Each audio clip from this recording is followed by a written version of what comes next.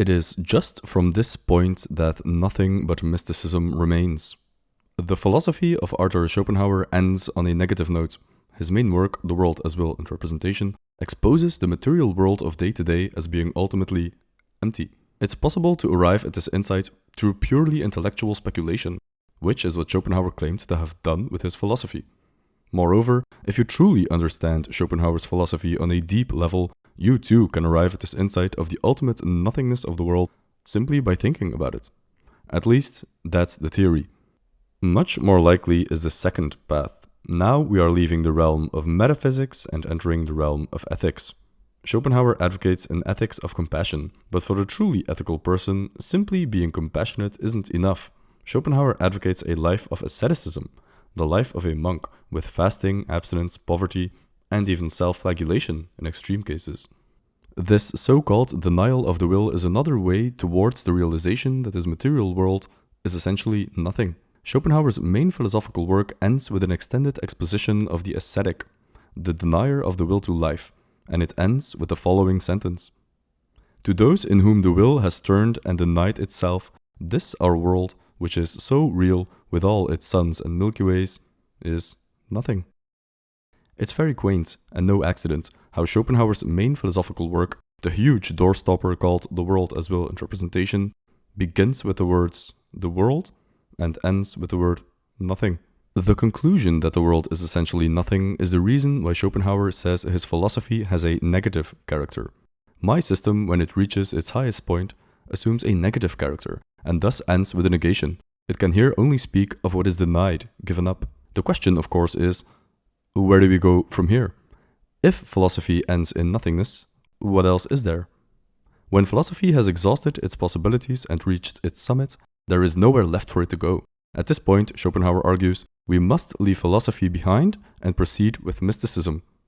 Now it is just here that the mystic proceeds positively, and therefore it is just from this point that nothing but mysticism remains.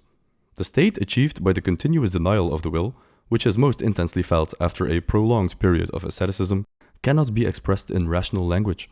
However, the phenomenon is not new nor invented by Schopenhauer.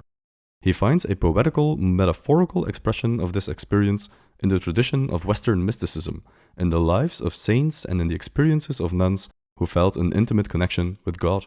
That this Western mystical tradition is deeply rooted in Christian theology is no objection to Schopenhauer. These men and women, who mostly lived in medieval times, simply used the vocabulary available to them at the time to put into words these strange experiences they were having. Let's look at an example. Jeanne-Marie Bouvier de la Motte-Guyon, or Madame de Guyon for short, was a French mystic who lived in the 17th century. Imprisoned in the Bastille by the Roman Catholic Church for her alleged promotion of Quietism, which was considered heretical at the time, her writings were published in 1704, the year after her release from prison, and became immensely popular, especially in Schopenhauer's day. In her writings, Schopenhauer sees his philosophy reflected back to him, albeit through mystical and religious language instead of philosophical language. For those of us who lack the willpower to actually become ascetics, or even those of us who lack the intellect to become philosophers, writings such as those of Madame de Guyon's offer the only possible glimpse of what it is like to achieve the state of perfection. In particular, Schopenhauer is moved by one passage of de Guyon's autobiography in which she metaphorically describes what Schopenhauer calls the extermination of the will, the endpoint of asceticism, the line at which living and dying becomes blurred. It was a beginning life and a rising day, which goes on increasing unto the full meridian, a day never followed by night, a life which fears death no more, not even in death itself, because he who has suffered the first death shall be no more hurt of the second. Crudely speaking, the works of these great mystics, especially the marvelous work of Madame de Guyon, function as sequels to Schopenhauer's philosophy.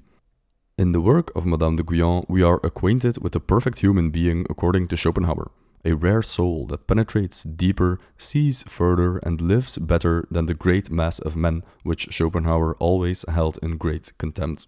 Aside from Le Torrent and the autobiography of Madame de Guyon, Schopenhauer recommends some other mystical writers and works to the reader.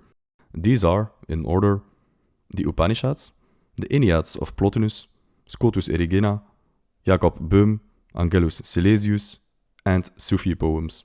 Schopenhauer stresses how this mystical experience, we might call it enlightenment, is not strictly a form of knowledge, but rather something to be experienced firsthand. Reading about it is only the second best thing. However, Schopenhauer also believed that this illumination was unattainable to the great mass of men. So reading about these experiences is the only way for the bulk of us mere mortals to experience the endpoint of his philosophy. Thank you for watching. If you enjoyed this video, please leave a like and subscribe. It helps out the channel a great deal.